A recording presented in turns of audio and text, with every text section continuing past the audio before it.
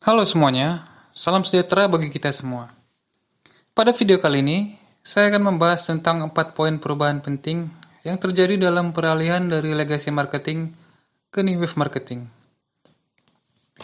Poin yang pertama adalah segmentation is commoditization. Segmentasi adalah proses memanfaatkan peluang dengan membagi-bagi pasar menjadi beberapa segmen. Pasar dipetakan berdasarkan karakteristik yang kita tentukan, sehingga perusahaan bisa melihat lebih jelas pasar mana yang akan dimasuki. Di zaman new wave marketing seperti sekarang, praktek memetakan konsumen ke dalam kelompok berdasarkan atributnya sudah menjadi kurang relevan lagi. Konsumen ingin lebih dianggap sebagai manusia seutuhnya, bukan sebagai sasaran tembak pemasar. Di era new wave marketing seperti sekarang, praktik segmentasi itu telah berubah menjadi mengomunitisasikan konsumen sebagai sekelompok orang yang saling peduli satu sama lain dan memiliki kesamaan purpose, values, dan identity. Yang kedua adalah targeting is confirming. Targeting dalam legacy marketing menargetkan akan 3 hal.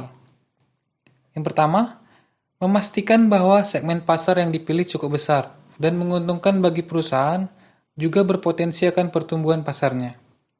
Yang kedua, strategi targeting harus didasarkan pada keunggulan kompetitif perusahaan yang bersangkutan. Dan yang terakhir, segmen pasar yang dijadikan sasaran itu harus didasarkan pada situasi persaingannya. Ketiga prinsip targeting tersebut tidaklah relevan lagi dalam new wave marketing. Alasannya adalah karena prinsip targeting tidak sejalan dengan nilai horizontal.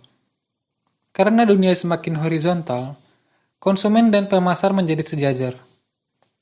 Konsumen tidak mau lagi diperlakukan sebagai target untuk dibidik atau objek pemasaran, namun sebagai subjek, sebagai manusia yang sama dengan kita, sebagai makhluk yang imun alias kebal terhadap bidikan pemasar.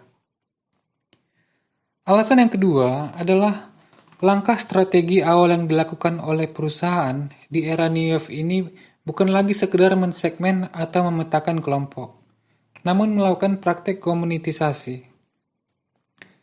Artinya adalah melakukan eksplorasi dan meninjau lebih dalam komunitas konsumen yang sekiranya pas untuk diajak berhubungan secara horizontal dan strategis. Setelah terlihat komunitas-komunitas konsumen yang ada, langkah selanjutnya adalah melakukan confirming dan bukan targeting. Poin yang ketiga adalah positioning is clarification. Positioning merupakan menempatkan produk dan merek kita dalam benak pelanggan. Positioning menyangkut bagaimana membangun kepercayaan, keyakinan, dan kompetensi bagi pelanggan.